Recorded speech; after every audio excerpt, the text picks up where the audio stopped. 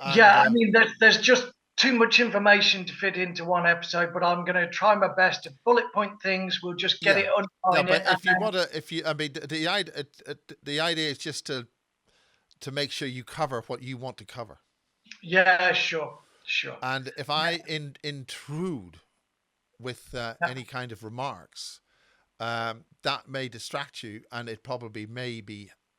In order for me, in other words, I'll just shut the fuck up. Is that not easy? I love your sense of humor, Miles. I really Well, do. it's sort of And, getting to and it's I really appreciate your time and your effort. well, And some of the trolls don't. Have you seen the trolls? no, You've got trolls, which means you've got. There's a budget on you. well, I mean, I have at one point had a telepathic threat. Ah, Um, you know, so well, I something mm, that's interesting is that as a psychic warfare agent called Christine Joanna Hart has bubbled up from a few years ago. She was involved in she was in Fleet Street, and she got information on people for yeah. years, and they didn't know how the hell she got the information. So somebody decided to set her up to find out how she did get that information, and they put that source of information out of business, her out of business, because she went on the Astral and found stuff on people. Okay, Yeah, well, I mean, for me, we are like recording. Okay. it's like for me coming to you with a sitting down with a box full of jigsaw pieces, you know, and these jigsaw pieces don't, some of them don't even fit, and in some cases, like I've explained before, it's just I get a lot of information, and then others it's just a tiny little piece, and all I can do is present that completely honestly and truthfully to you, Yes. and then you know, people can maybe garner some information from your wealth of knowledge, or Well, you the know, only way to somebody get out a there wealth of might know what I'm knowledge about. is for me to let you get on and talk. Okay, So right. this is part 4. So take it away. Yeah, sure. Well, you were saying first of all about a drawing for. Remember, I was talking about a base that was built into a mountain. Now, I'm not the best of drawers there, but this kind That's of fine. That is absolutely fine. that That gives you an just idea. yeah. You've got your workmen, there's several levels, and all sorts of stuff was going on in the different levels. So that was that. I also did a picture of this reptilian thing that projected to me. It had a big, long, huge tail. This is me, size comparison. It was huge. It had a huge, long snout. Now another detail is, let me just get this. So this is like effectively like the eye. This is how close it was coming up to me, that close, except the skin around was green.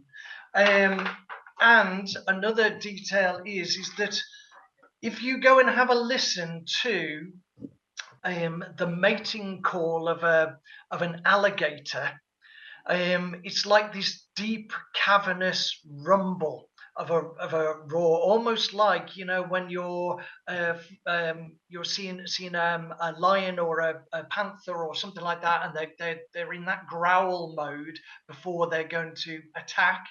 Well, this thing was making this sort of like cavernous, deep rumbling noise. So I wanted to say about that. Um, right, this is the mantid creature that um, appeared, that I saw just the head of. Okay, these big eyes, tiny little mouth, didn't serve any purpose whatsoever. Um, so I've got all those right. So I wanted to just very, very briefly talk about the secret space program thing, because there was stuff that I forgot that I wanted to add. Well, Um, just to sort of I've got so recap, many different experiences. It's just to difficult recap here, we finished to remember everything. we finished So, part 3 with you and some ladies that you terminated. Okay, just to recap on that. yeah, sure. Well, Okay, and with as that, far as because I see you dropping out again, what I'm going to do is I'm going to cut my feed to you so we don't get a bit yeah, rate issue. okay, So that's fine. with that in mind, take it away. Okay. Yeah, So when I mentioned about all the people training on the island, and my pants fell down and I shot that weapon, well, what I forgot to say was they were training for the secret space program. I can't tell you why I know that. I just know that they were. Another experience that I had that kind of ties this all in is that I'm playing around the same age, and I'm with a group of lads, and we're playing football, soccer, if you're in America, and then we go into the changing rooms afterwards, and the room is spinning, and I feel like I'm drugged up, and I'm sat on a chair.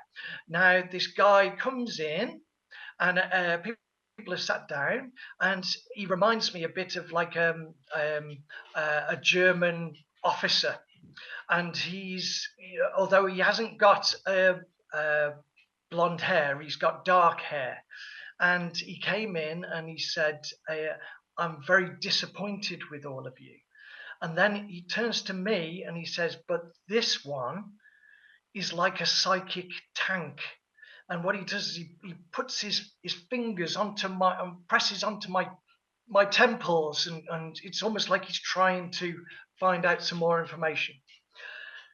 Now that's all I get of that experience. Now there's one other of the secret space program that I remember, and this was, I got this distinct feeling we were on Sirius B, and it was like it was continuous nighttime, except for a slight blue hue.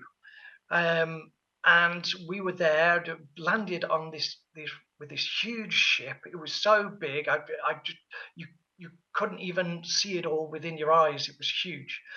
The landscape and the terrain of the area that we were going to was very, very sharp, rocky, very difficult to navigate. You couldn't use like any sort of truck. And if you've ever seen Game of Thrones, they find this spiky thing to kill the White Walkers. I think they call it dragon glass. But if you look at that, it's a dark, spiky kind of thing. So if you can imagine a terrain that is full of almost like stalagmites of this material, this black material, spiky material, and it's very sharp. And so you can't use any sort of vehicle, so you have to go out by foot. So I'd gone out by foot. Now there were people. We were working for a corporation. I can't tell you what the corporation was, but I definitely know it was a corporation.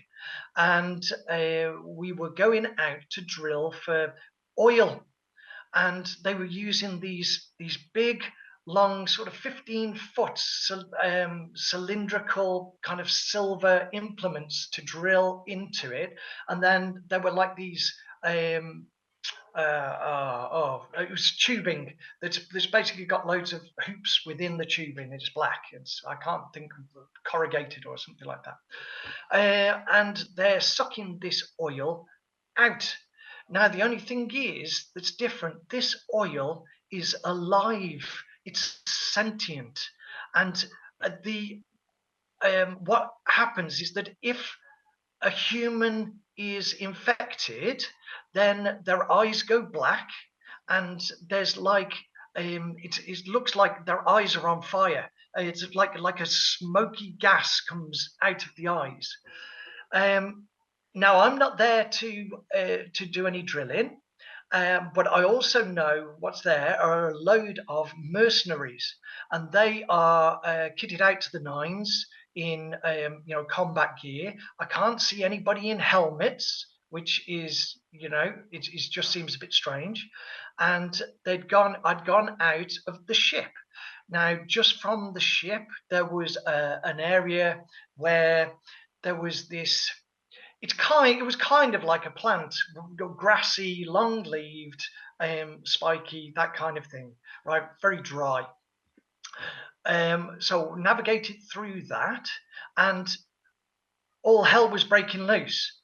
Something had gone seriously wrong, and there was one of these mercenaries carrying back another mercenary over his over his shoulder, and his face was on fire, and it was sort of melted off. He was somehow still alive, and then something lit this bushy stuff behind me, between me and the ship. So whether this was kind of like sabotage, whether this was a native thing or quite what it was, I don't really know. But I remember seeing one of these female mercenaries trying to go around the fire to get back to the ship. And I thought to myself, no, that's going to take too long. And that's all I've got of that to tell you. But this oil was alive and it was infecting people, and so they were extracting it for this corporation to do what, I don't know. But I wanted to sort of like tie up the secret space program stuff that I knew. So I wanted now to kind of like go on about the physical things that have sort of like happened, go back to my story. So I'd had the quarter of a ton fall on my head. I'd had my dad die. I then was made redundant by the company that I worked for. It was a hellishly traumatic time. So with the money that I got sort of like from the payout from the accident, I said to my wife, "I'll just blow it. We're going to go on holiday." So we went to Egypt. I've never been to Egypt before. I've been all around the world. I've never been to Egypt. And we did a Nile cruise, and then we spent a week in Hurghada to relax. But one of the tours that we did was a night tour, and that was the night tour of the Temple of Luxor. And as we were walking through the temple, we got to a section where there's these humongous pillars. They really are massive, sort of maybe 10 foot wide or so. And they're reaching up into the sky. There's not a roof, so you can see the stars. And I thought to myself, oh, I'll just take a picture of the ends of the pillars and up into the sky. And so I took this picture, and it wasn't until later on that I checked the picture. And there are about 40 to 50 orbs that are just floating, swarming above my head. And the more that you look at the picture, the more of these orbs that you see. I did send you the image. So I don't know whether you've got the ability to sort of maybe brighten that or something, so you can show people that there's just a ridiculous amount of orbs. I've never seen so many in one image. So again, whether they were there to say hello, or whether they were there to suck off my energy, through such a traumatic year, who knows? So from there, I've taught people about different ways that they can make contact. Okay, now part of this is getting into a really, really relaxed state. Okay, and so I'm going to tell you this experience. It's a little bit embarrassing. I just don't want people to think that I'm making light of the subject or anything like that. It's a little bit funny, a little bit embarrassing. So, but I've got to tell it as it happened, and that's that. So I was lying in a hot bath, so hot that it was making me sweat. Okay, now I made a jacuzzi in the bath. Now I'm not a gassy guy, and that's the embarrassing bit. Let's just move on, right?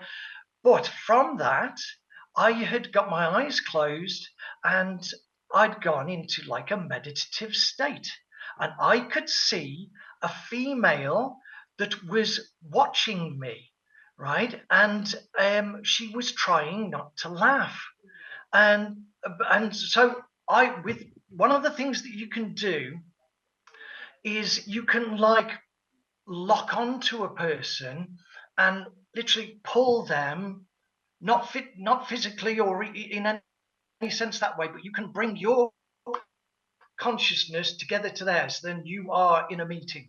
Okay, so it's like locking on, pulling them too. So I did that, and she looked like a rabbit in headlights. I shouldn't have noticed her watching me. And I thought, oh shoot, she's gonna leave. And just to explain the way she looked, if you've ever seen, there's an old film called Barbarella. Now, Barbarella has this lovely, beautiful long hair, right? Just incredible, stunning. And so this woman, she had this lovely long blonde hair. She had a beautiful smile. So I said that to her telepathically. I said, you've got a beautiful hair and a beautiful smile. And she was just a little bit curious, and she stuck around. So I quickly said, is there any chance we can meet physically? Because again, I struggle sending messages telepathically. And there's absolutely not. No, it's not possible. Absolutely not. And I said, well, if we can't break the stalemate, I said, see, I can learn a lot from you, and you can learn a lot. She's even more curious. And asked me, she said, what do you want to know? And I, well, I wasn't prepared for anything like, I hadn't done any questions in advance. I just got in a bath, and then all of a sudden, there she was. It was kind of like Ray from the Ghostbusters when he's asked to choose the person to destroy them. It just sort of like this question just popped in my head, and please don't hate me for it. But I asked her, "Do you have fingernails?" It's I'm mortified, to be honest. Mortified. Do you have fingernails? I couldn't have asked a more dumb question if I tried, but it just popped in there with just think of stuff and it just pops in. It's kind of like during the day because we're watching stuff and the TV is going change, change, change. That is breaking your ability to concentrate. So I was there. You're breaking I up a said, little "Do you bit, have fingernails?" unfortunately, Yes. Ade. So if you could Physics repeat that is one, very please. much. She then asked me. Yeah, yeah. So I'd asked her, had she got fingernails? She said, yes. Our physicality is similar to yours. She then asked me. She said, why do you lie in a liquid? Physicalities like ours, then maybe you like a bath as well, But anyway, I said, well, it's just to relax the muscles. And then I said, oh, am I still with you? Yeah. I then Yes, you I've, are still with us, yes, but your yes, bit still rate is right. extremely low, and therefore we've your screen Drop had back. dropped there. I'll just stay as voice only, okay? Right. Okay. So um, I then let me see. What did I ask her then? So I've just lost my thread now. So we've done the right. Why do you lie in a liquid? I then asked her what her name was, and she said Iliada. And she asked me what my name was, and I said it's Ade, which is short for Adrian, but my full name is Adrian Stewart Morris. And she said, then I will call you Adrian Stewart Morris, which I thought was kind of cute. I then asked her how tall she was, and she projected into my mind. I had this cardboard cutout from one of the movies, Star Wars Rogue One. There's this robot character in it called K2SO, and it's a life-size cutout, so it's roughly about 7 foot tall. So she projected that image into my mind, and she said she was around 7 foot tall. I couldn't help myself, but I yawned, and she said, why do you do that? And I said, well, it's when we get tired and we're replicating something that we do when we're in the womb. At least that's what we're told. And I said, where are you from? And before I could even finish the sentence, I got to I got Pleiades straight back. and then basically she said that she had to go, and I said, promise me that we'll meet again. And she said, absolutely not, I can't promise that. So I just projected thought of peace and love to her, and that was that. She left. Uh, so it's very important to sort of like do that projection. If you're doing intention and sending intent out into the multiverse that you want to make contact, that you project peace and love and that kind of thing, and that you want to meet with benevolent entities. They don't like being called aliens, but they don't mind being called non-humans. So that was just something else I found out.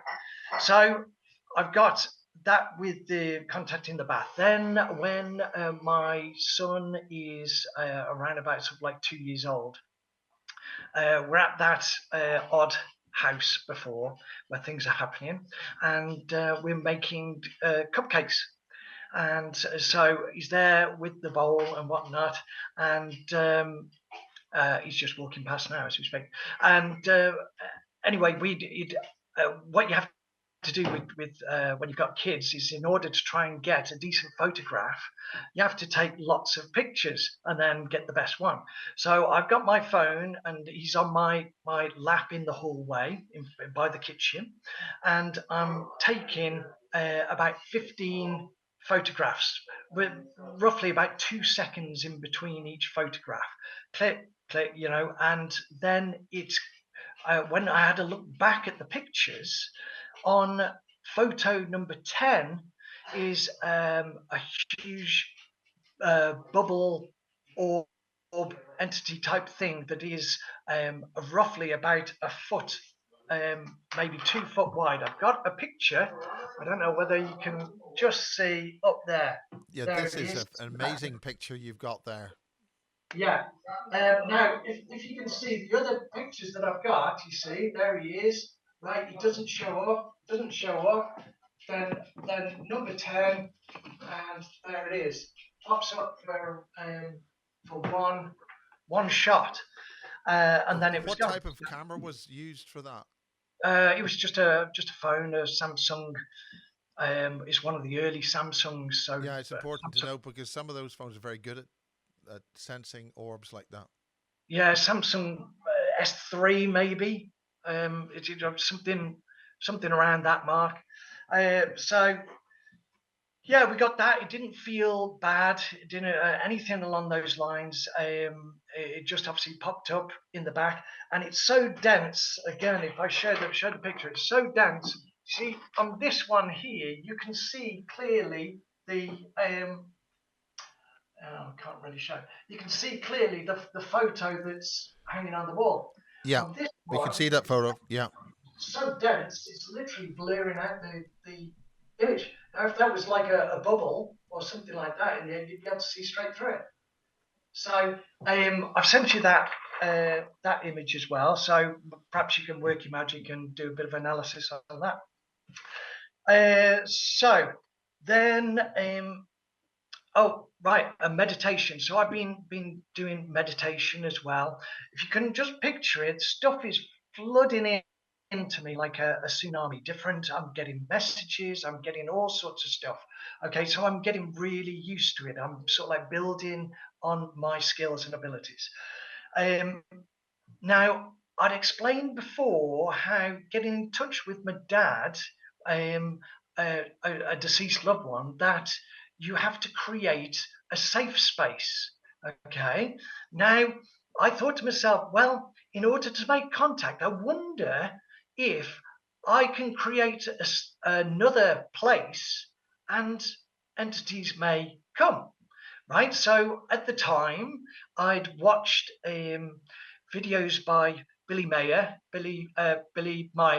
and I'd just seen that there was some terrain there. Now I don't necessarily believe that it has to be exactly where somebody has met up, as long as you're creating this space for them to enter into. Okay, So I'd recreated, I'd stopped the video, I'd had a look at this picture, I soaked it in, I recreated it, the angle of the ground, the trees, everything around, even down to the stones on the floor and stuff.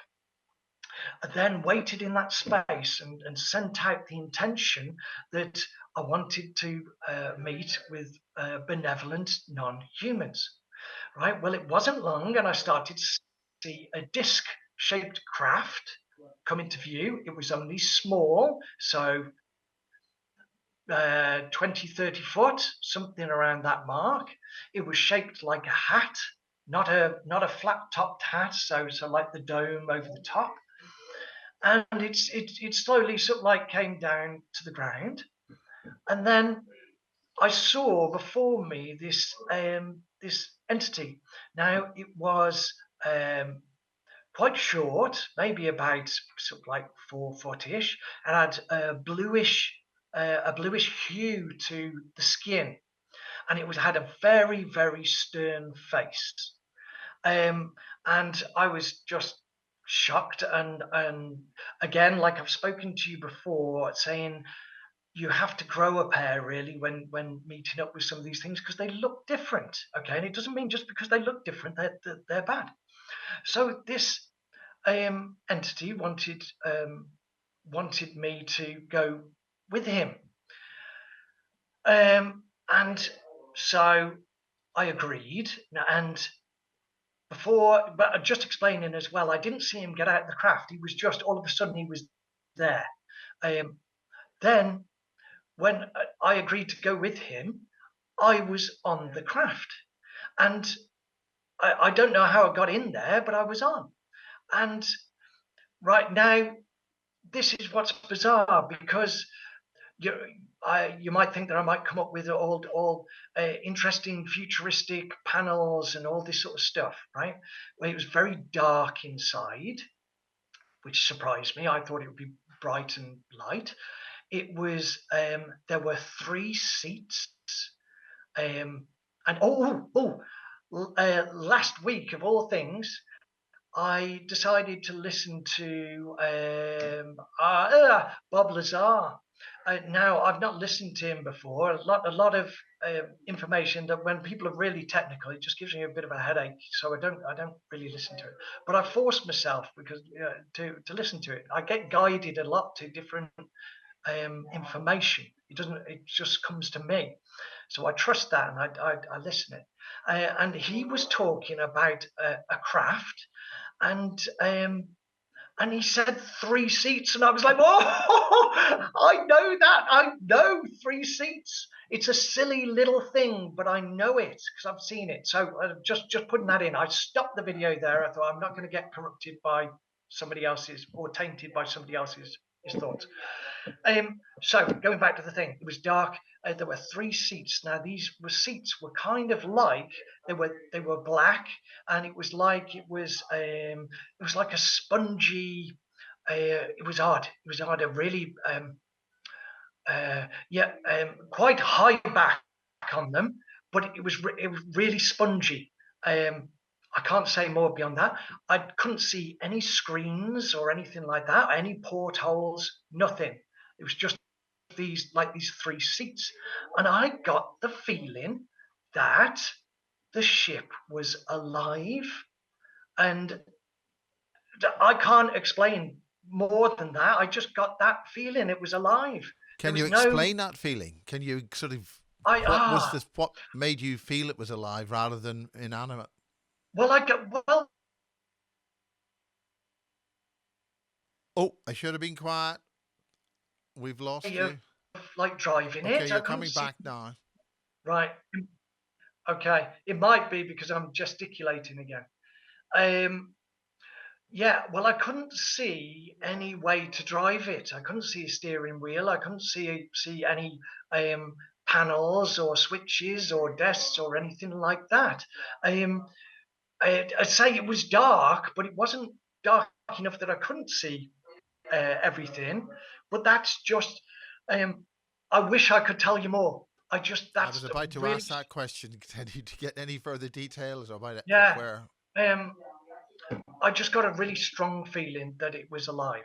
Okay, and this, um, whatever this entity was, that was the blue faced stern thing, where either was was driving it with its mind, or this thing was driving. Um, I've got nothing more than that, I'm afraid. But I Any have got details at all, anything like that is always useful. It yeah. works out Okay. later. Okay. I've got a bit more information about this entity, because again, with all of the different ones, the experiences that I have, I keep on saying about the telepathy part of things, how I struggle to concentrate. And he passes me a golden headband, and I said, "Well, what's this?"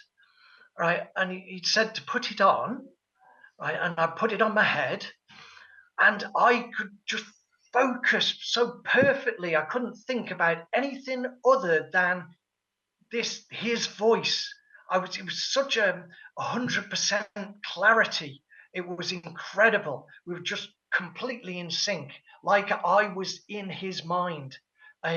So I couldn't think of anything else. So anything that I thought of went straight to, and so it was like, it was great. I didn't have a problem communicating there. This thing looked fairly ordinary, except for it sort of kind of curled at the front. I don't know whether you've ever seen. There's an old program. I was just a wee baby at the time, and it was called. There was a bloke that flew around on a cloud, and he had a golden headband, and he had a pig for a friend, and That was a Japanese TV show on BBC Two, and yeah, it was very successful. Monkey, I think it was. monkey. Monkey, yeah, His yeah, his headband yeah. exactly like it, exactly like it. And so yeah, that helped with the clarity. So anyway, I said, where are we going? And he said something that I've heard before. And he said, um, you need to remember who you are. And so anyway, the ship took off, and I couldn't feel a thing. It didn't feel like we were moving or anything. And I was like, have we gone? Have we gone anywhere? And he said, yes, we've left the atmosphere. And and then, because my jokey personality can't help it, and so I was like a little child on a long journey. Are we there yet? Are we there yet? And he kind of put up with it, and he understood, but he was not impressed by my humor, like most people are. But so we're obviously rising up. It doesn't feel like it. I can't see a screen, so I can't see outside or anything like that. Then all of a sudden, I can't see at all, and my eyesight's gone. And so I tell him, I said, I can't see what's happened. And he said, open your eyes. And I thought to myself, okay, this is some form of a trick, because if I open my eyes, I'm going to lose the whole meditative experience. Um, and then I thought, well, is this some form of a trick? And I took the headband off, and I came back to body, and I regret it to this day. Um, and that's all I've got of that experience. Um, so That it that, stopped that instantly. You opened your eyes. No. So, yeah, sorry, yes. So basically, when he said to open my eyes, and I thought, no, because I was meditating, and I thought, if I open my physical eyes, then I'm going to come back to the room, and that's going to be me in the physical body. I'm going to lose the whole experience. So I didn't understand what he said. Did he mean my third eye? I thought, well, I'm already meditating, so I didn't understand what he meant. So, Maybe you had and your I eyes thought, closed in meditation, so he meant that you open your eyes in the dream or yeah, whatever. No? maybe, Okay. maybe. I regret it to this day. So I really want people to um, uh, really go with it, because these experiences are few and far between, and you know, you might go months, years even without another experience. So just stick with it, grow a pair, stick with it. Right, okay, so carrying on with the stuff that went on physically. Now, all of this information is coming in. I'm seeing all this stuff. I'm soaking everything up like a sponge. Okay, I've just got this thirst for knowledge. I want to know more and more and more. Obviously, my dad had died. I'd made the contact over there, so I was looking for answers. Okay, and a voice came to me and said, "Join the Freemasons." Now, before anybody sort of like screams he's a shill and all of that nonsense, I was with him for a couple of years, and I've found out a lot more information since I was with them than while I was sort of like in there. It was So were very you much invited? You were invited to join a uh, particular? yeah, telepathically, Okay. and I was 33 years old. Now, I didn't know at the time. I didn't know anything about Freemasonry, but 33 is a very important number to Freemasons. So I went along. Well, sorry, I sent them an email. They then got back in touch with me, and believe it or not, the person who contacted me was the father of one of my childhood friends from way back in primary school. So he knew me from then.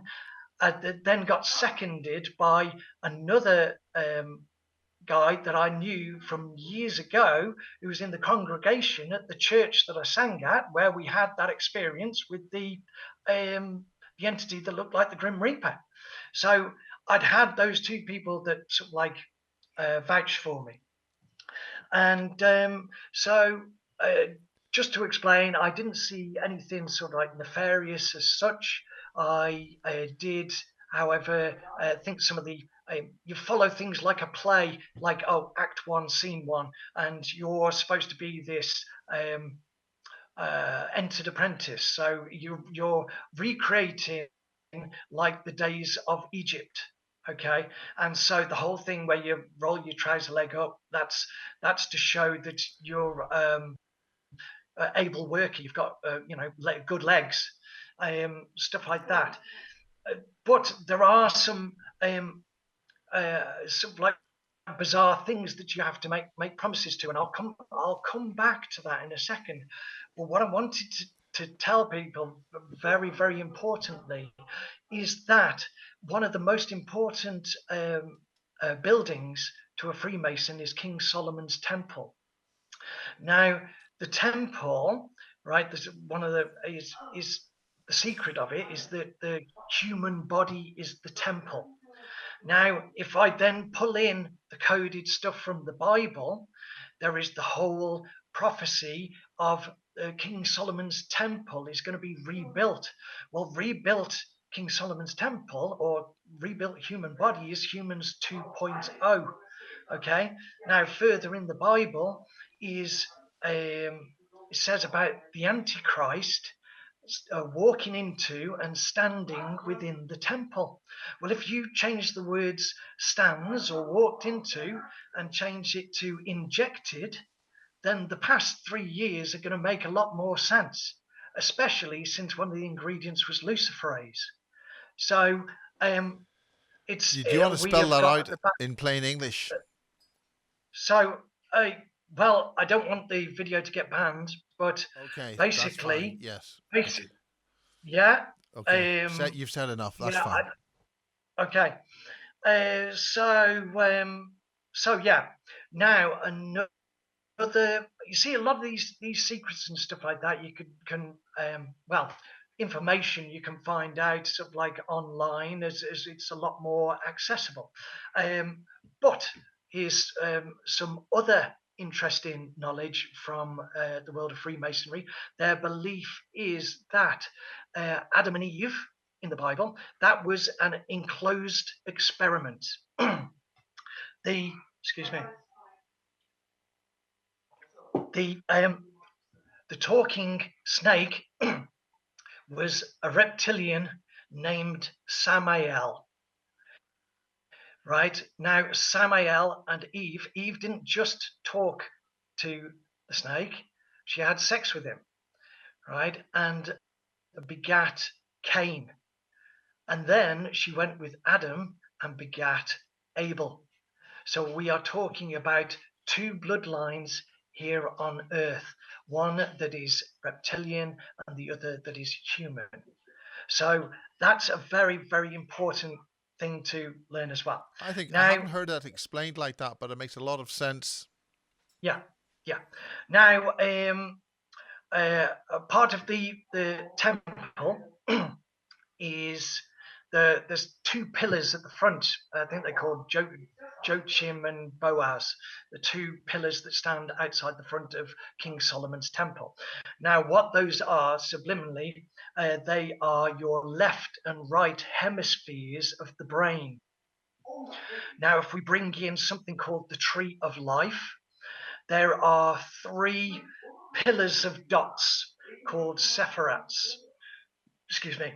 The middle center pillar is you. That is the chakras running up the spine.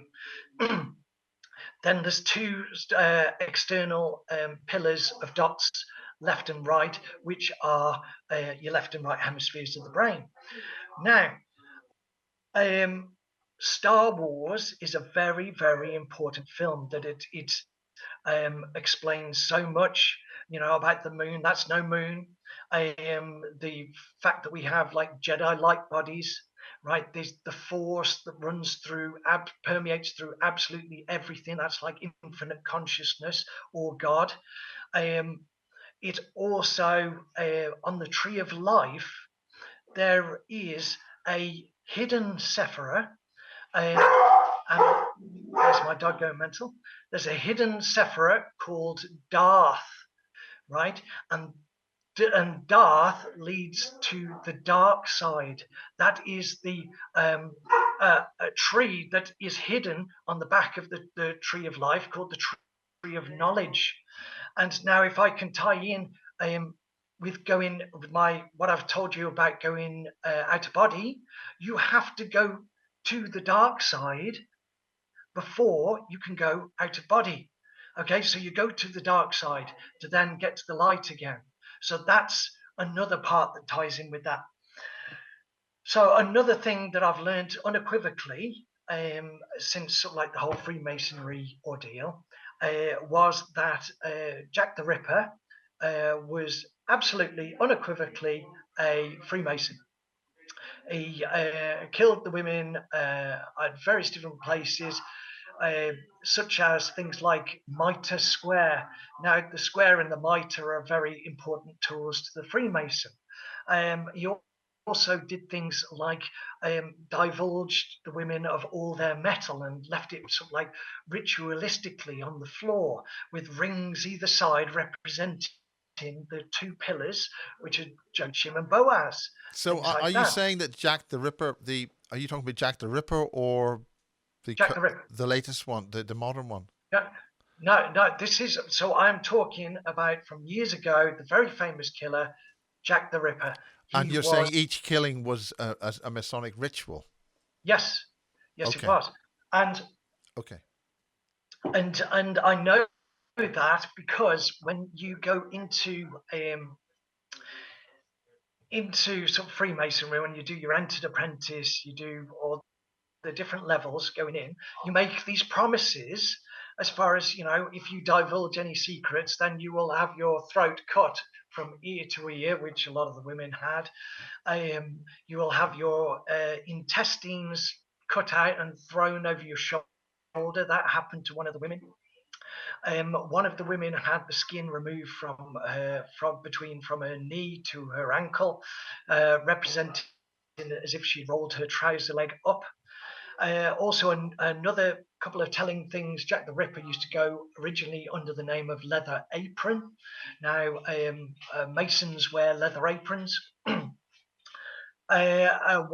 one of the final things that was very, very telling was that was a bit of writing that was written on the walls called the Jew. It was the Jews are not guilty for nothing. It was a double negative or something like that, and it was spelt Jewes. Well, it was scrubbed off the wall, but it was written down by the police officer. Well, what that is talking about is in Freemasonry, you're following a story which is Hiram Abiff, this guy in Egypt that built King Solomon's temple. And basically, in the Freemasonry story, these three Jews called Jubilo, and Jubilum attack Hiram Abiff. Now, the thing is all those names are the same except for the last letters, O, A, So that together makes the Om sound. I've told you before where you make the Om to create the vibration to pop out of body. What these Jews did is that they hit him and put him in a shallow grave. Well, that's him going unconscious and going out of body.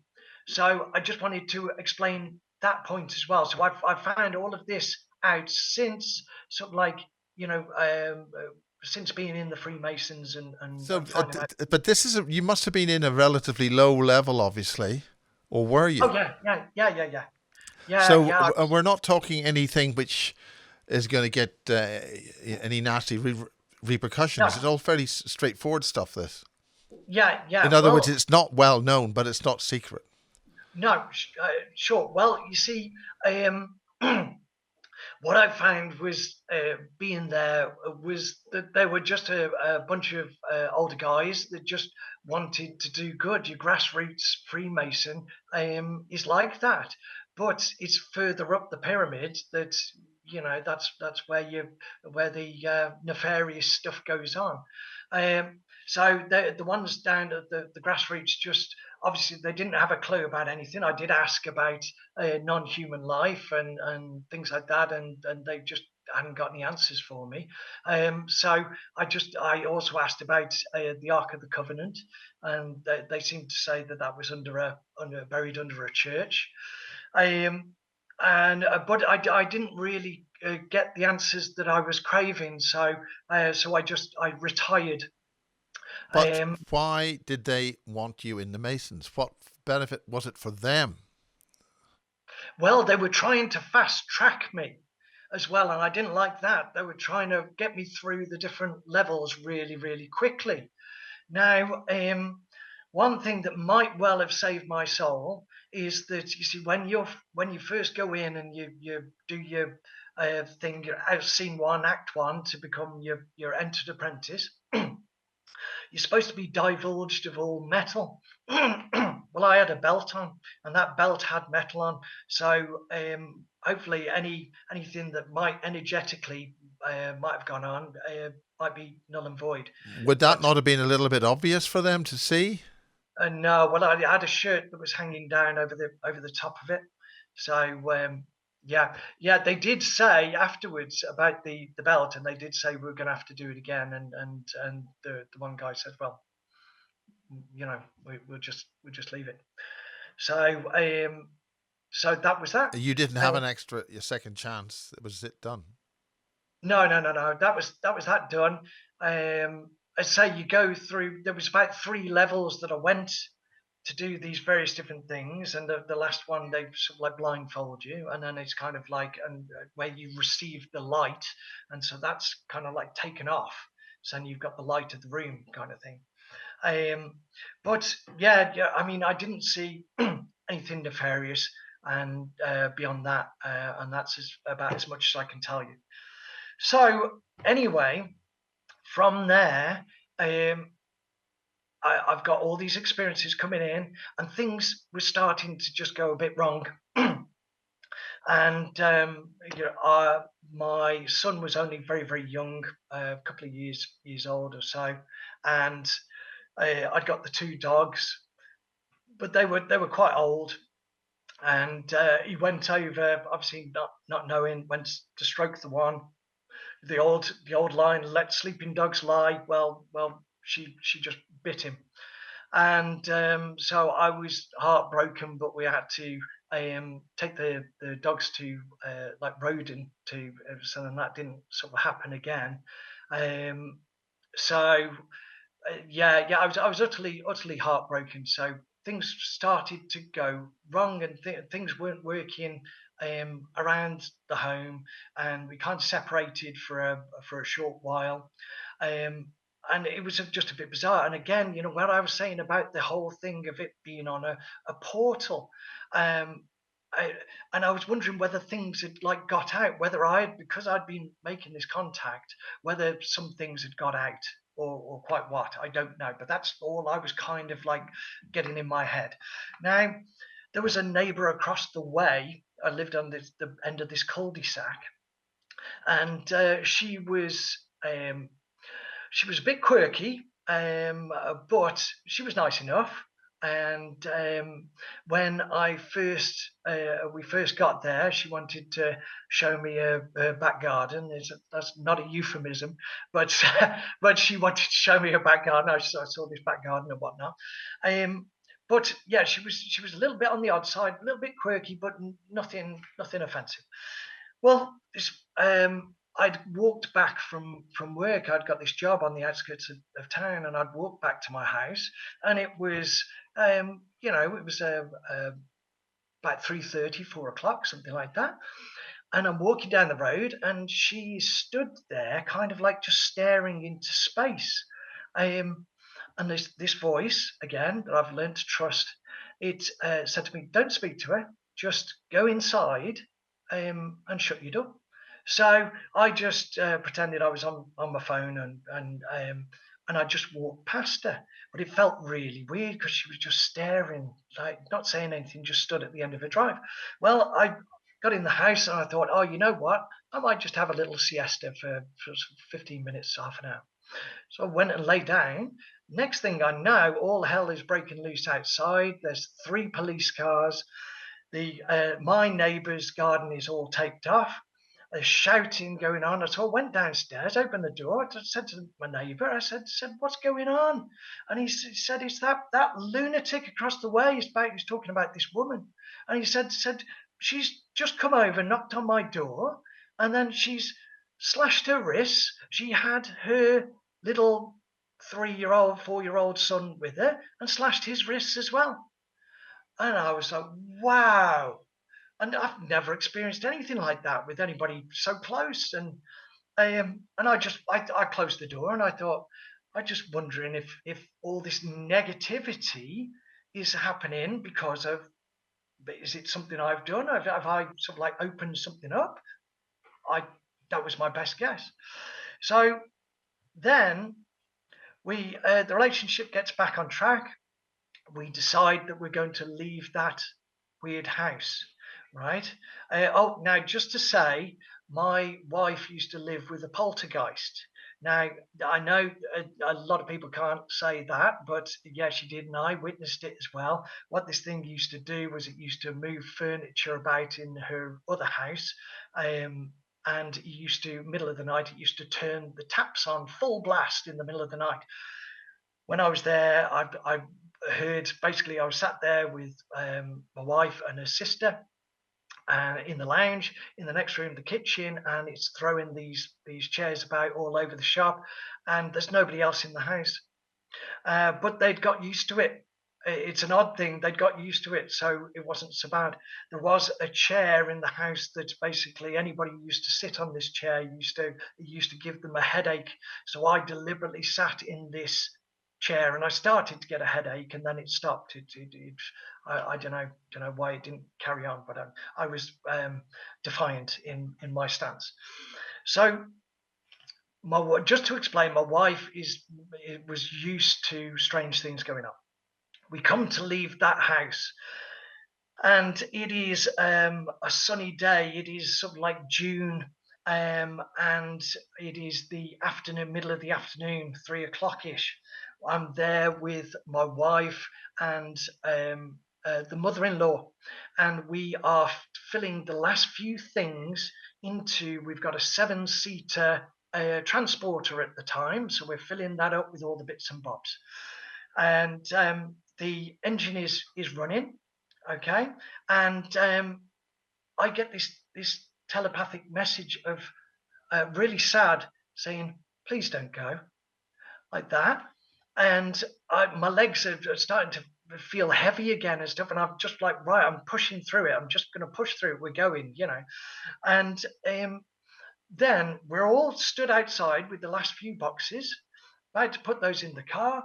And the windscreen wipers start going absolutely mental, full blast. The squirters start going, and it keeps on going until all of the water is run out and carries on going after that. Now, the weird thing is with that, it's not an electric fault, because you have to pull the lever to get the squirters to work. So what this thing was doing, in my opinion, was it's trying to drain the battery of the car so then we couldn't leave. Yeah, So that actually sounds a lot more logical. Yeah, absolutely. yeah, yeah. So we were stood there, all three of us, like, you know, mouth wide open.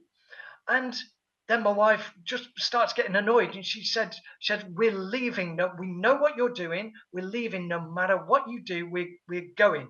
And it stopped. And again, we were all, oh, we got the last few things. We got in the car, and off we went. Um, Bizarre, absolutely bizarre, that So, place. affirmative, strong affirmation of your intent got Mm, you out of that. That's the important thing. yeah, yeah. So now, in the different escapades of going off to astral project and all this sort of stuff, I don't really have much control of where I'm going.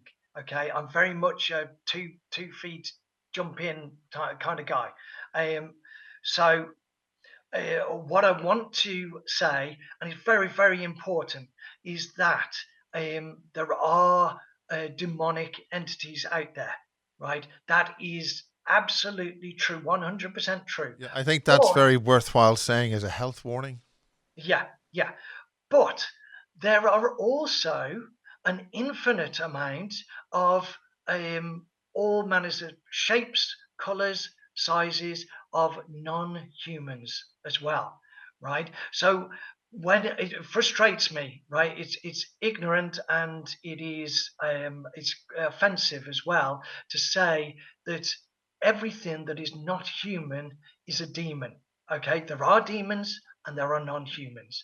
Okay, by saying everything that's non-human is a demon is like saying everything that swims in the sea is a fish. But equally, Okay, you're only in the astral. You haven't got through to complex number space or other levels. Is that right?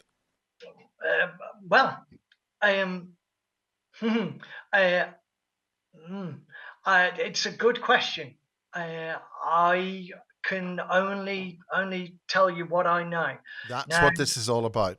yeah, yeah, sure. So, the one experience that I had was I was with another person, and we were going to scout out a location. Now, this place had big sandstone walls. They were sort of a good 7 foot high. You had to jump up with your hands to grab it to then pull yourself up. Okay. Now, I'm then looking out into a garden, and this garden is beautifully kept. It really is. You know, the grass is lush and green, and there's flowers about, and all this sort of stuff. And there's this big building attached to it, and I sort of like was about to just leave, and then all of a sudden there were lots of naked women and naked men came running out into the garden, right, and they're frolicking about and stuff like that. Uh, Now, surrounding the edges of the garden, I can see different entities, and they're all really odd shaped. One looks kind of like shaped like a potato, right? There is another one that's distinct that I remember, and it is wearing golden armor, and it has like a face mask with no face on it. So if people have ever watched the show The Cube, there is a person on there that shows you how to do the different games, and they have this face mask on with no face.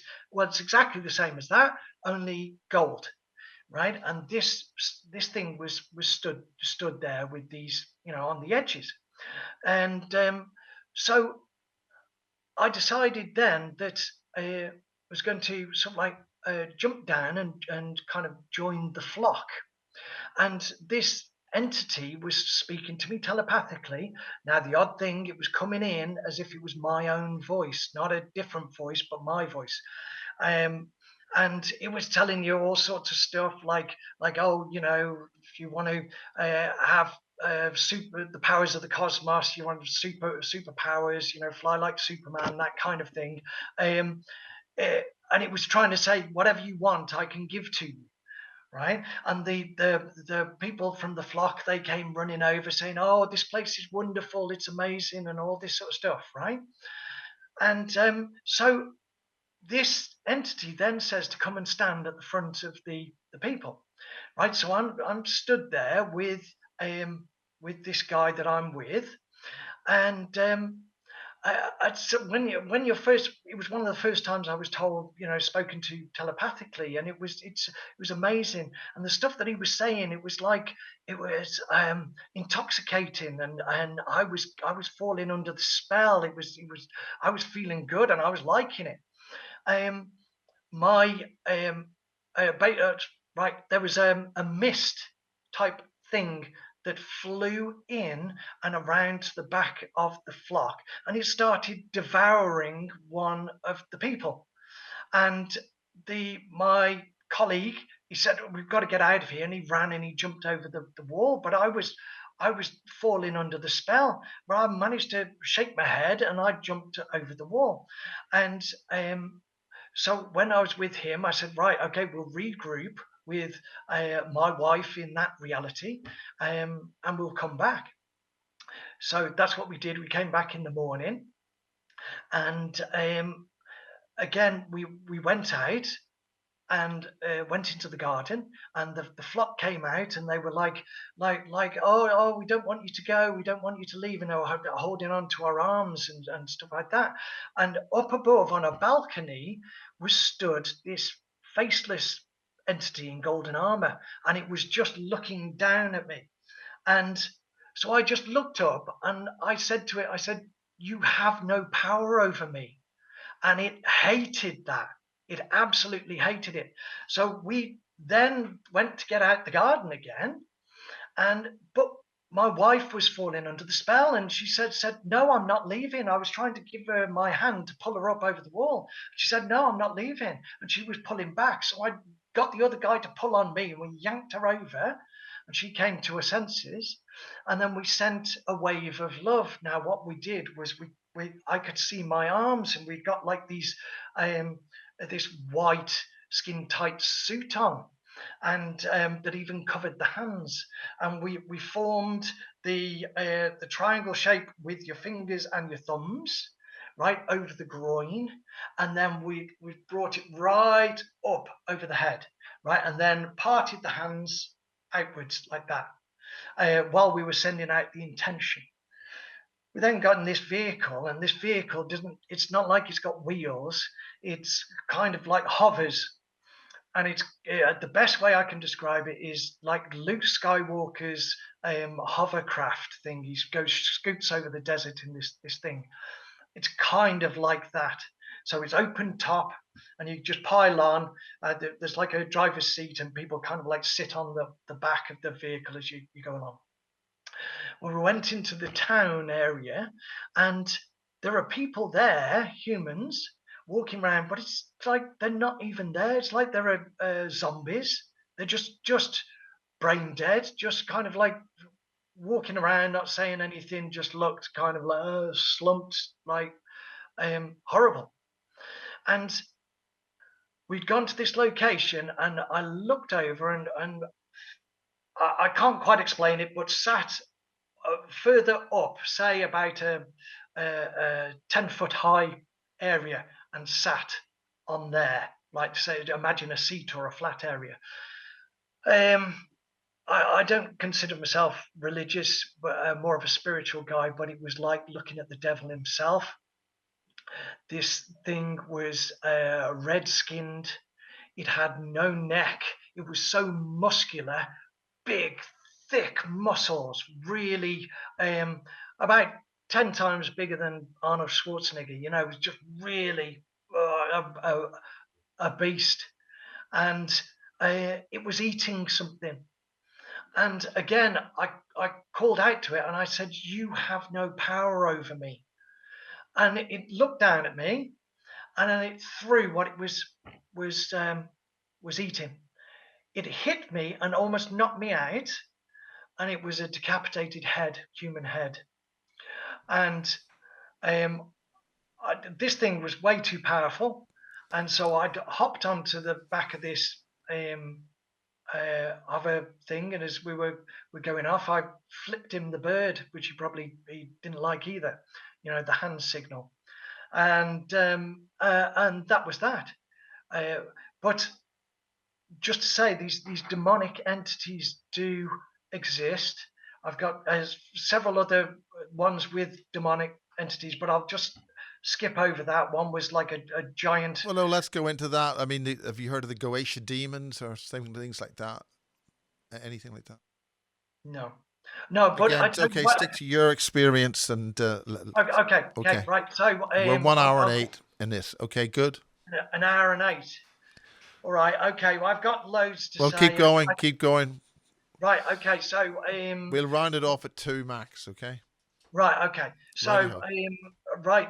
Demons. So I was in the phase state, that state between asleep and awake. I was lying there, and my eyes are closed, and I can see a woman, and she's naked, and she wanted me to touch her, and I thought I'm not going to get much sleep tonight, and what happened was as I was tuning in, I was able to see more of the surroundings, and there was a real a real reddish hue to the surroundings. Uh, and there were naked couples everywhere. You know, some were walking around, some were, you know, together. And in the middle, in the middle was this gigantic slug creature. It was around about 20 to 30 foot in height. It was it had like a palish pink skin, pardon me, and its face, it had some sharp teeth. Its face looked like it was drugged up. His eyes were kind of like this. Blood was just dribbling out of his mouth. Um, it was a horrendous place. And what started happening, the woman that would originally ask me to touch her, she started mutating. Her body started sort of like growing spikes, and a tail came out. She was morphing. It looked grotesque. It was horrible. You know, just looked completely different. Now, the only thing that I can kind of relate it to is many years ago, I used to play a game called Warhammer, and you get these little figures and you paint them up. I used to enjoy painting these different figures, dwarves, elves, all this sort of stuff, right? Well, there's one section which was like a demonic section of, and it was called Slanesh, they'd called it, and it was like these sexed up kind of weird things that, you know, and so I can only kind of draw a parallel to that. So if anybody looks up Slanesh, they'll see what I mean, and it's grotesque. So this slug thing is in the middle. People are making love around it, and it's like this thing is getting high off the sexual energy. Okay, and they're completely oblivious to this thing in the middle. Well, this one couple then go to walk past it, and this thing just kind of like just drops down to the side and bites this man's head off. And so I'm there, and this is how you get away from that situation. You think of the most loving thing you possibly can, right? And it will change your vibration and lift you out of that place. I remembered my son, my second son, saying to me when he was young, he said, "Daddy, promise me you'll play with me forever." And I said, "I'll try my best, my son. I'll try my best." And that lifted me out. I never want to go to that place ever again. But these places exist. Now, there's one other thing that I went to, which I called the Church of Satan. Now, I went along. It was very light coloured stone walls, this big cathedral place, right? Light coloured stone walls. Now, towards the one wall was like a cattle grate down on the floor. And I got this message saying, "Look down here if you want to see a werewolf." And I thought to myself, I don't want to see a werewolf. More to the point, I don't want it to see me. But I walked past close enough that I could look down and I could see that there were like statues. There were a few things lower down, and there was one of those. It's like a big mirror, so it was meant to catch the sunlight and reflect it down to the catacomb underneath to create light naturally underneath, if you can understand that. I then make my way into the cathedral, and it feels really weird. It feels really wrong. It feels like I shouldn't be there. And in the center is a huge sculpture, about 20 foot, right? 20 foot by 20 foot. And it is this, it's like somebody lay down in the like a chaise longue position, and they've got horns like stag horns. Now it's got very little eyes and a very big nose in proportion. So the only comparison that I'd got was if you watch the cartoon Popeye, there is there is a character called the Goons on there, and they have these little eyes and big noses. So if you want to get some sort of comparison, nose to eye ratio on the face, that's what it was. And it looked really odd that it was You're clothed talking about in, the old 50s Popeye, the Sailor Man, yes, with yes, olive, yes. and he eats spinach to make himself more strong. That's the Okay. one. That's the one. So the bad guy that was in that appeared, I don't think they said much, but they were called goons, and they had this big long nose. So it gives you an idea, reference on the face of what it is. So this thing was lying there. It was made, covered in like rags or animal skins. Stuff like that. I could see that it had claws on its hand, and then it made me jump out of my skin because it started moving, and this thing sat up. It looked one way, looked the other way, and its mouth started moving, but nothing was coming out. So I realized, oh, it's some form of animatronics. Now, if people look up, it reminded me a lot of the pagan god of nature. So if you go and look that up, you'll get a kind of like representation. This kind of like demon naturistic thing with stag's horns. So I was thinking, well, I've got to get out of here. And so I started to make my way for the exit, but people started streaming in like you've never seen so many people, loads and loads of people, all different ages, and they all seem to be wearing costumes like it's Halloween, right? And so I'm like a salmon trying to swim upstream, going through the different people, and I look up to the left, and oh, there are. It's difficult to explain. There, it's like almost like a painting, or maybe it was more animatronics or stuff. I don't know, but it was like bodies, and they were like writhing around, and it was oh, it didn't look. It looked horrible. So I only sort of like gave it a quick glance, and then I carried on, eyes down, sort of like trying to get out. As I made my way out, there was a woman there, a black woman. She was in her 20s, very short hair with a beautiful smile. She was stunning, absolutely stunning. She was dressed like a ringmaster. No, she didn't have the top hat as far as I remember, but the same coat with the tails on the back. Right, and she stood there. She came up to me and she started speaking in rhyme. Now, I can't remember what she said, but it was definitely in rhyme. So she was something to do with that place and what was going on there. And I don't know what was going on, but there were lots of people going to it.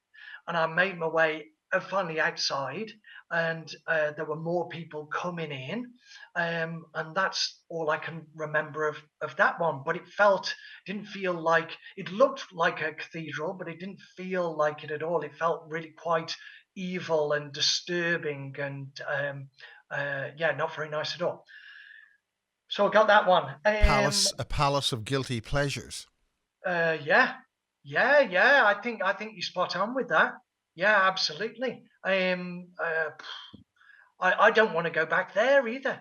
Now there is somebody that I remember that was it's Victor Schneebly, or Victor, something like that.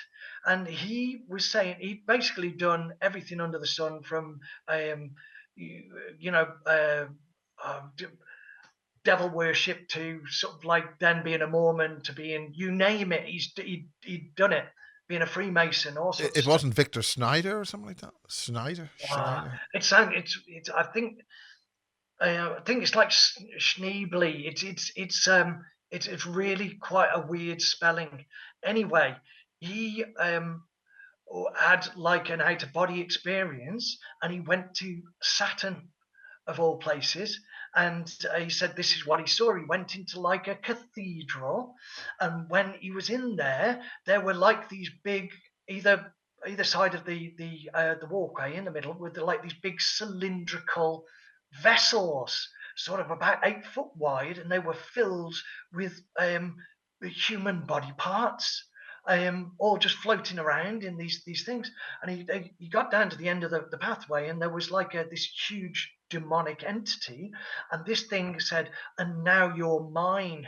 And he pushed its finger into his forehead, and he screamed, and then he was back on his front garden naked, and he'd got a mark on his forehead.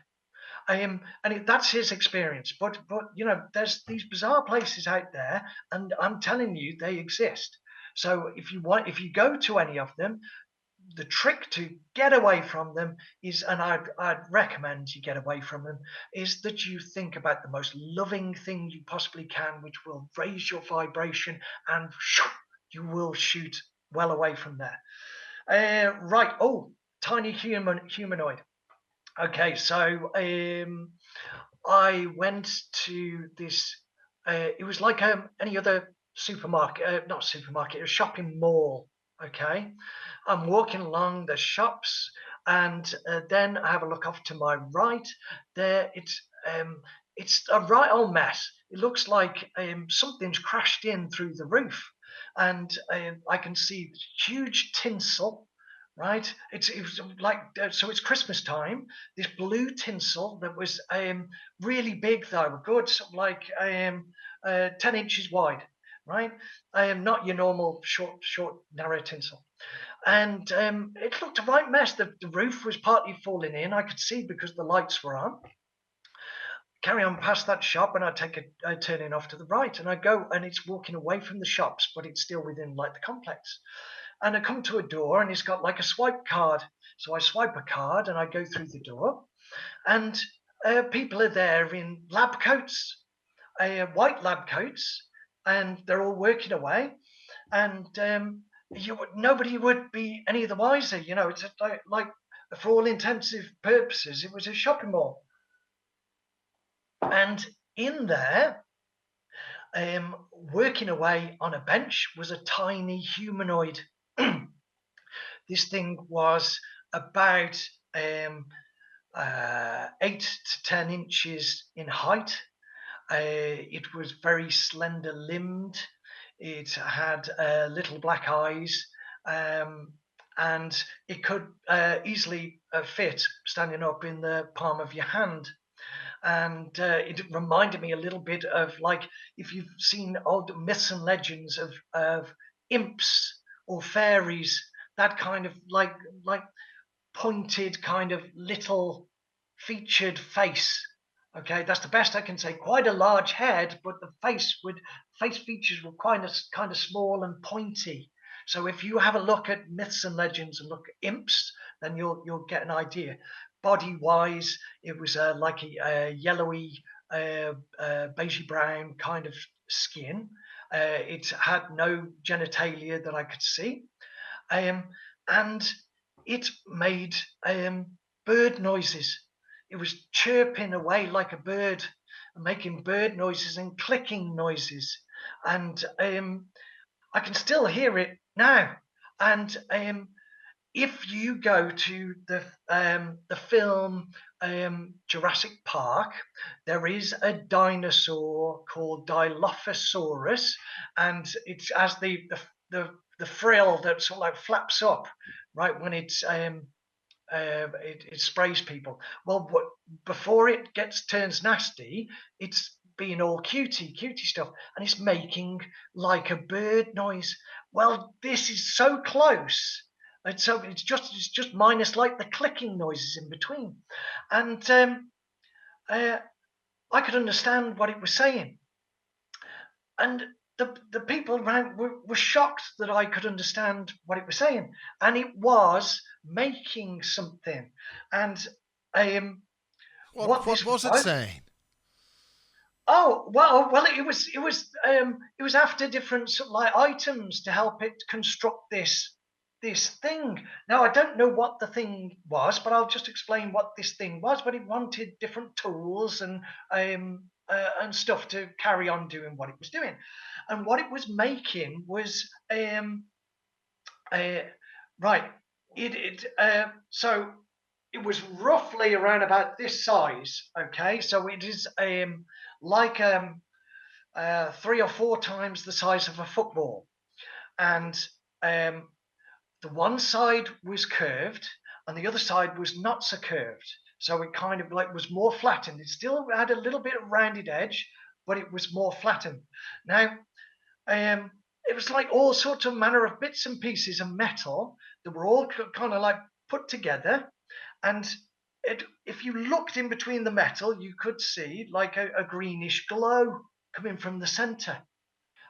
So whether that was some sort of craft, that's kind of my best guess. This thing was hovering above the table, like 6 inches above the table. So either that was held, when you get sometimes 2 magnets that are opposite and they repel and it floats, it's either that or it was anti-gravity. And so this thing was constructing this, and I could understand, and the people were like, I can't believe you understand what it's saying. But that's all I've got of that experience. So that's another one. Another experience was when I met the Greys. Now, I did this drawing. You asked for some drawings. Yes, that's very important. Under what circumstances did you meet the Greys? Yeah, so here is my hand, and I'm looking through some Venetian blinds. Okay, and there are the greys out in like the car park. Okay, and if you notice, the one has turned its head and is looking at me in this funny manner. I'll try and get that a bit closer so you can see. Yeah, they Just like putting their head vertical for different perspective, I think, and then they'll do it left and right headed, just like that. right, right. Well, there you go. Um, so I, But was that a craft of some kind or what? right, so I'm there in like a motel, right? Seems like a very cheap motel so America, right? And I am there in this room, and I've got two colleagues that I haven't worked with for like 20 years, but they're there with me. Now we're all getting excited about meeting the Greys, and we're sort of like just all, Were these two colleagues actually your colleagues, or were they? I'll be Very quiet. good. I'll be quiet. Very good. So, um, I have a peep through these Venetian blinds to have a look outside, see if I can see anything. And there, stood about 12 foot away from me, is this grey looking at me like that. Through there, behind it, is a second grey. And there are only two, but I can sense there are four. I can't see the two others, but I can definitely see two of them. So I've come to think, had they got, you know put on like they were a familiar face to get me more relaxed and comfortable and stuff like that, right? That kind of makes sense to me. Can you I, identify any more accurately the type of greys? What do they look like? hmm, yeah. Well, exactly like that.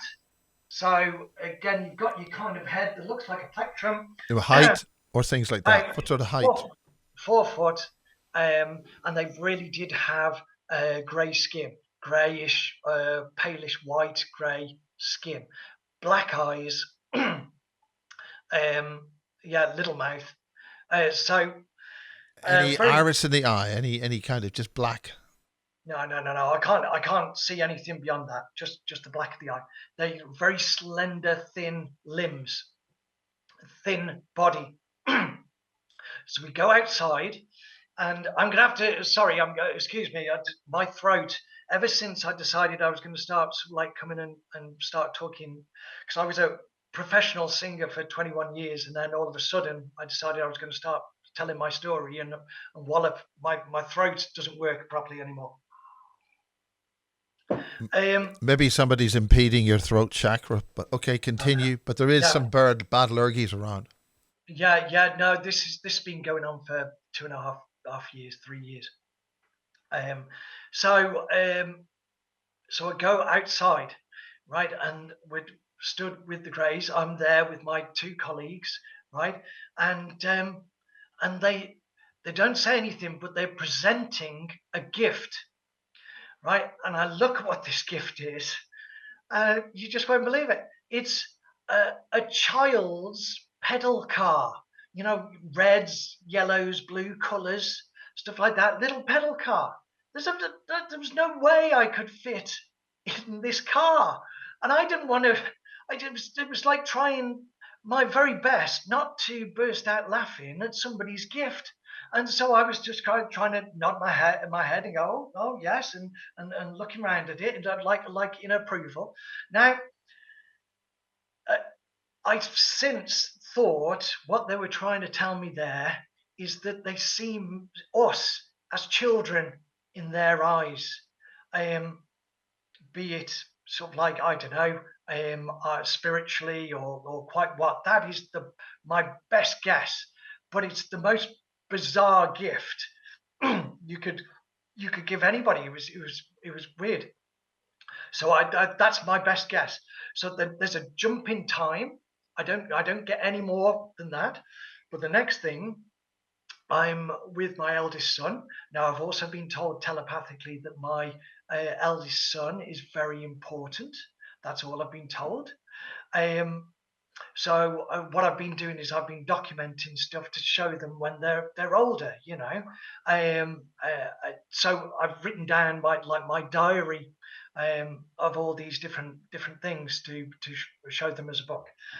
But I'm there with my son, and I say to him, are you excited about blasting off into space and seeing planet Earth from in space? And he was just like that to me. And that's all I can remember. Whether we went up into space or not, and we actually saw anything, I don't know. So that's that experience. Right, there was one where I was at my uncle's house in the country. It was a totally different house that he lived in, but I knew that it was my uncle's place. But their family was there. My uncle is no longer with us in this reality, but he was there in this one. We'd gone as the family. Now, as you might understand from me saying you about my dad, he was a big, larger than life character who loved to talk, right? So he would spend hours chatting. He didn't like to sit in front of the TV or anything like that.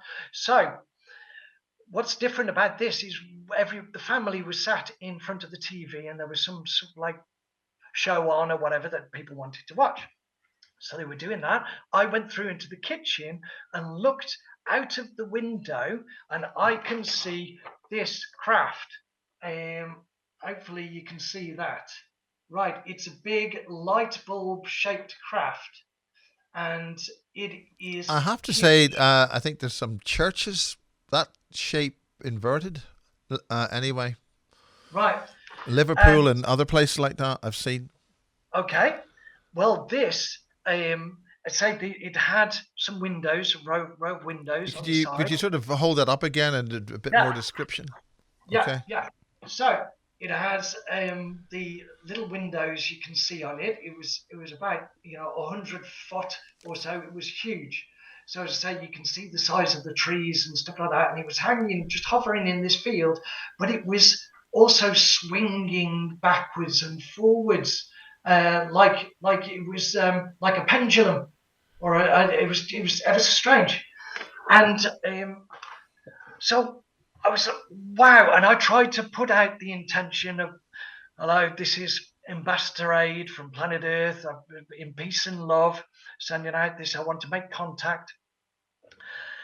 And then it goes out of sight. And so I start to make What do my you mean way. out of sight? So I'm looking through a window. So it's moved away off to the left. So I can't physically see it. I'm leaning to look out the window to see if I can see any further down the field. And it's moved slowly. It was only slowly moved out of sight for me. And so I think, wow. So I start to make my way outside, and I see my Uncle Stan. And I say, I've just seen a UFO. And he said, have you? Like that. And he was just one of those characters, he's a very clever man, but he never, he'd listened to what you said, but never truly sort of like believe what you said, kind of thing. Well, that's a general good rule. Just listen. Yeah, loved him to bits. Great man. So anyway, the next thing I know that I'm outside, I'm in a car, and this car is moving, but I'm sat in the back seat. Nobody is driving. The next, I see a black sphere, and this is about 2 foot in width, and it comes down from the left at the sky, and then it is running parallel with the car as the car is moving, sort of at about 25, 30 miles an hour. And it's moving alongside, keeping up with the car. It then moves in front of the car, and it comes through the car, through the windscreen, as if it wasn't even there. And it comes to the side of me, right, to my left, and I'm watching it as it rotates clockwise.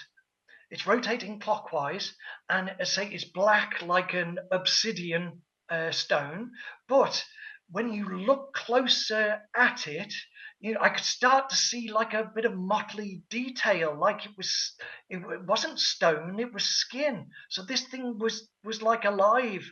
It was scanning me.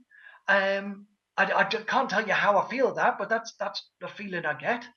And I was just sat there, and I thought, I've got to try and communicate again. So I tried to telepathically communicate with it, but it didn't say anything. And it left, it shut off.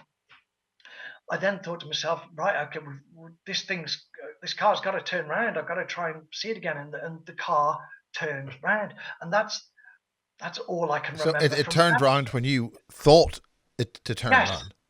yes, it did. Yes, yeah. So, right, another one. How are we doing for time? You got about 20 minutes max left.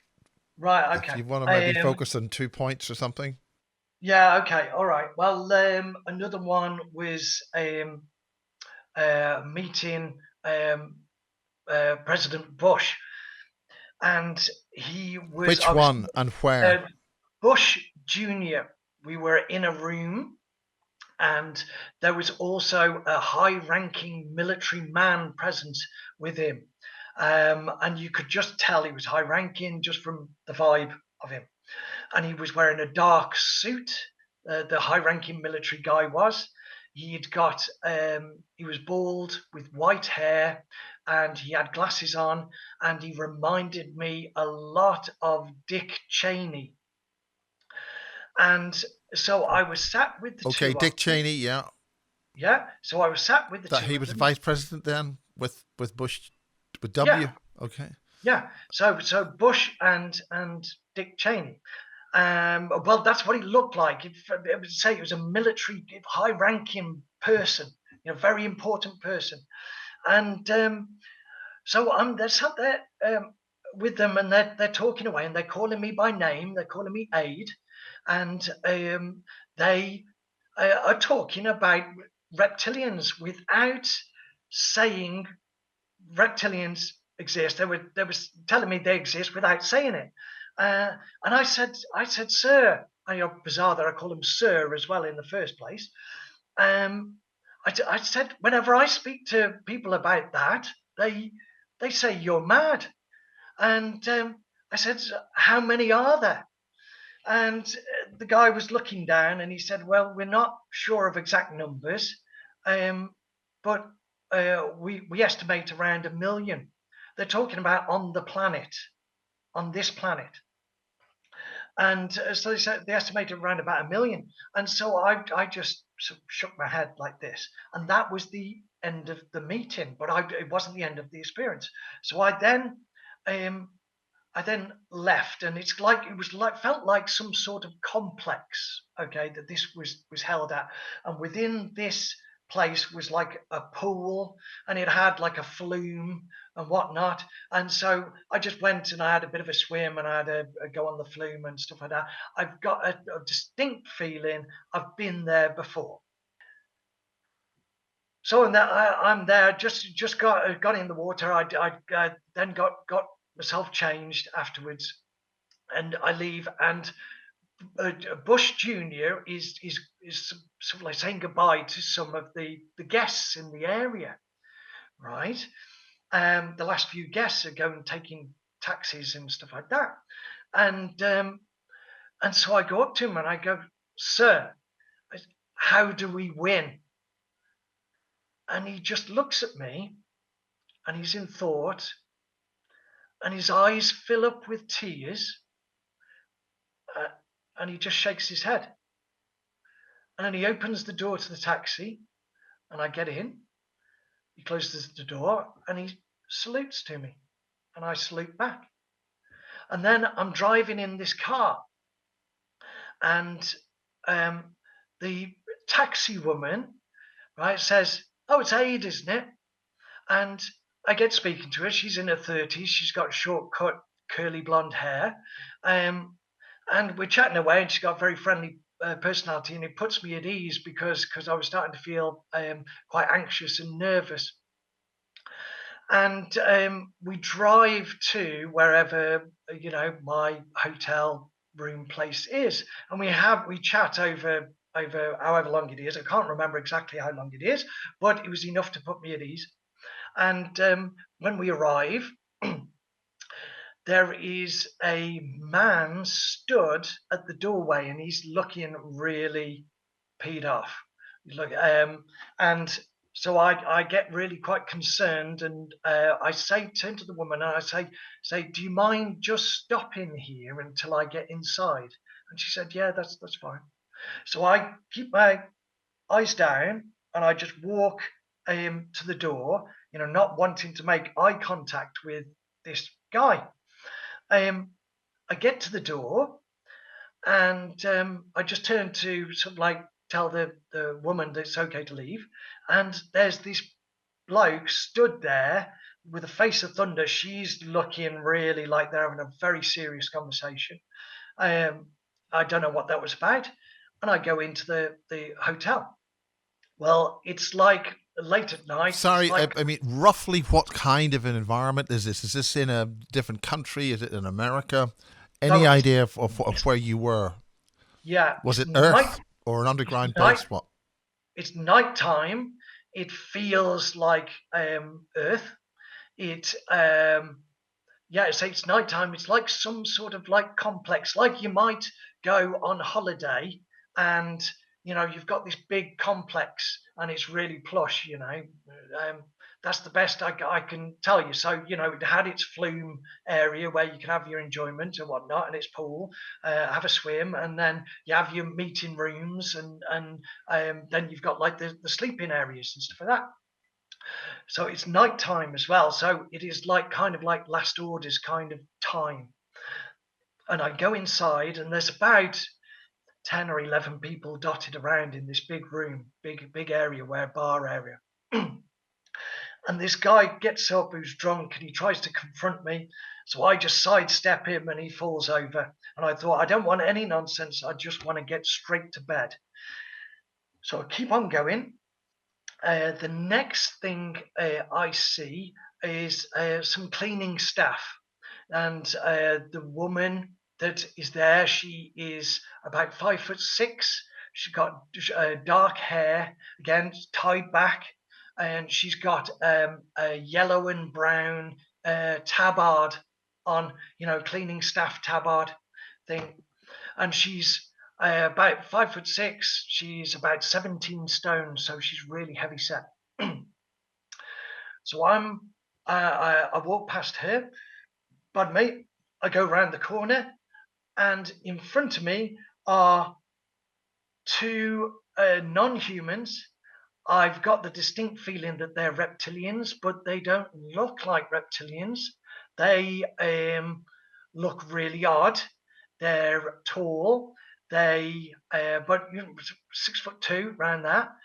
They look like they are a hybrid mix with trees or plants. That's the best way I can describe it. It's like they'd got their tail wrapped all around their body. Star Wars, there's a character called not Boba Fett, but Bib Fortuna, I think is his name, and he's like the interpreter to Jabba the Hutt, and he has this thing. I think it's from his head, but it goes wraps around the body. So that's kind of like the best way I can describe it. And but Yes. it was Okay. like, Good. That's good. yeah. So they're stood there, and I'm like, shoot. And I turn round. Now they can't move very fast, right? But they're in pursuit, and instead of running, because I don't want to cause a scene, I'm turn around, walk the opposite direction, right? Try and go another way, right?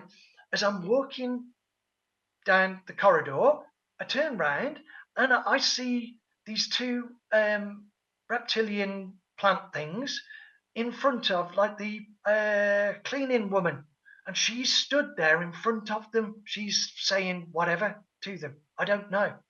Um, so I then navigate my way and get to my room, but the door is open, and my heart starts to pound, and I'm looking in. I gently open the door, look in. I can see my belongings are all gone.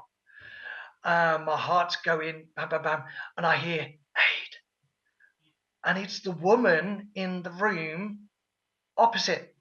And so I go over. She says for me to come in, right?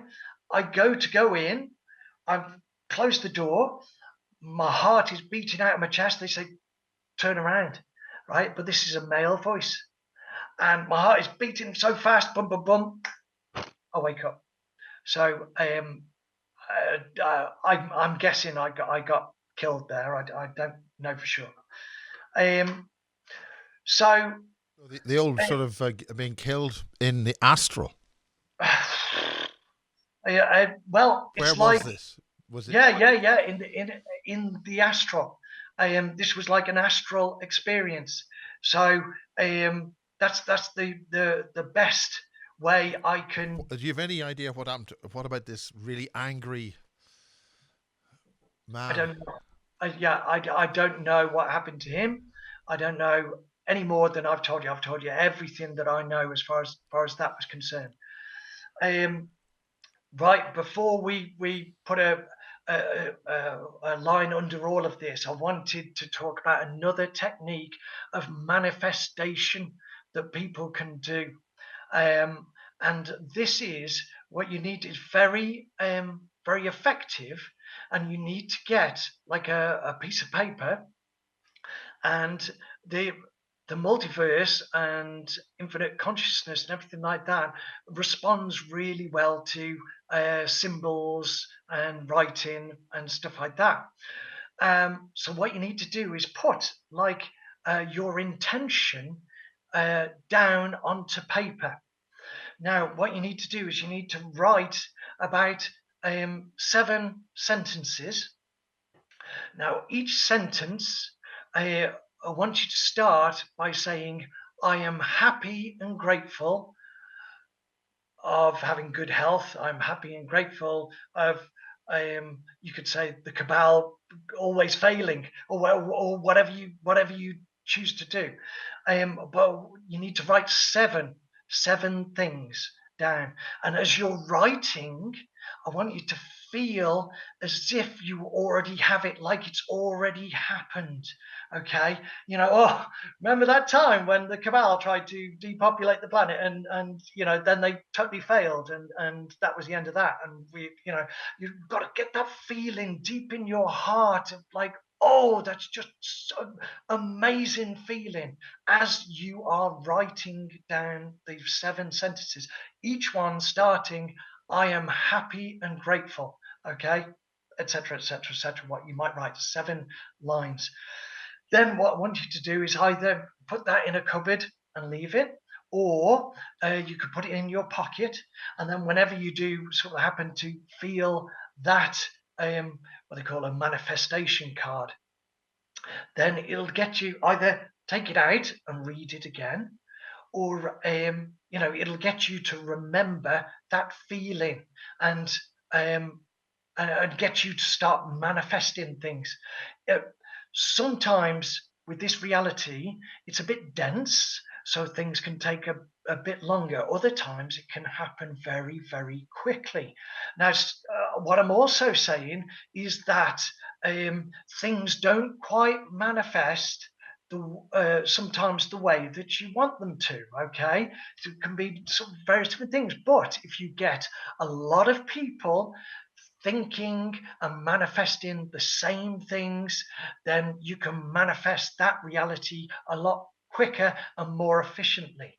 Okay, so say for example, you might say, "Oh, well, I want to win £100,000 for example." Right? So you put that down as your manifestation, but then what happens a week later? You hear like, "Oh, yeah, your mum's died and she's left 100,000 in her will." So you got what you wanted, but at a cost.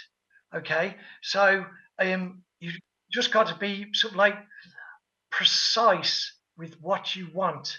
I'll tell you about something else that I have happened just literally this week.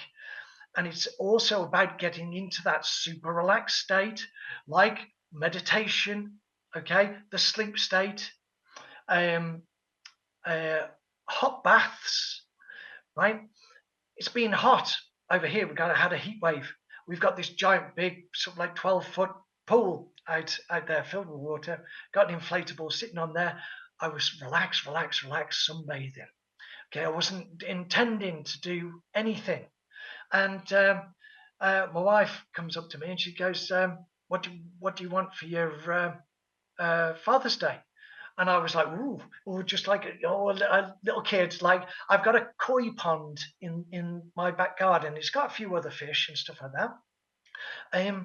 But I said to her, just jokingly, I've got enough fish. But I said jokingly, oh, I'd like some more fish. And she said, you've got enough fish, which is absolutely right. I have. And some of these are whoppers. They're something like 2 foot in size. But I was super relaxed and I put that intention out there. Now, 2 days ago, I get a knock on the door. Now, I know the neighbours around here, but I know enough to be civil and stuff like that, but they don't come knocking on my door. Well, 2 doors down, came knocking on my door. This is the first time they've done that. And I was like, is everything all right? And he said, well, I've been looking after, there's a guy across the road who's just died. He said, and I've been looking after his cat and chickens. I've just realised he's got a fish pond. Said, do you want to come over? He said, he's got no family.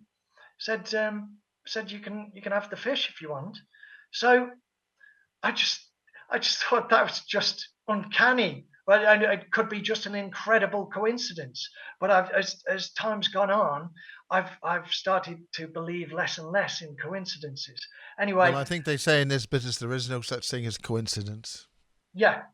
So anyway, the multiverse manifested the fish to me at the cost of this man dying. He was 86 anyway, but I didn't have the fish in the end because they were all goldfish and they multiply like mad. So I thought, no, thank you. But just saying, getting that super relaxed state, as I say, and manifest what you want. Go out there and manifest it as if you already have it. That's all I have to say, Miles. I guess that's as good a time as any to. I actually think that's an extremely positive and really good thing to finish this part 4. I think. Yeah. Well, there's a lot to digest in that, Yeah. and I mean, this is. What's your goal in this? Right. I don't want to make money. I don't want to be famous. I was a singer for 21 years on stage, stuff like that. I've had more than enough attention. Thank you very much. I want people to understand their true powers, and we have phenomenal powers. And people, the bad people, have been using these powers against us. And enough is enough.